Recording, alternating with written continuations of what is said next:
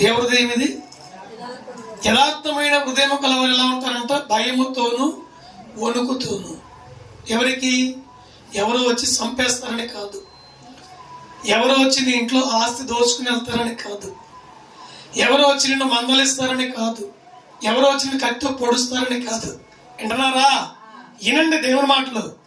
క్రీస్తునకు మీరు భయపడి ఉండండి, భయముతోను వణుకుతోను మీరు జీవించండి. క్రీస్తు శరీరమందు మీరు క్షేమాభివృద్ధి నందాలి అంటే, క్రీస్తు మీలో జీవించాలి అంటే, క్రీస్తు యొక్క గుణగణాలు మీలో కనుగొనాలి అంటే మీరు భయముతోను వణుకుతోను ఉండండి. ఉండేవాళ్ళు ఎవరు? యథార్థమైన హృదయం కలిగిన వారు. ఎవరండి? యథార్థమైన హృదయం. ఈ చిన్న హృదయంలో ఎన్నెన్నో దేవుడు మనకు తెలియపరిచాడు. ఎంత హృదయం అండి ఇది? చిన్న హృదయం. ఒక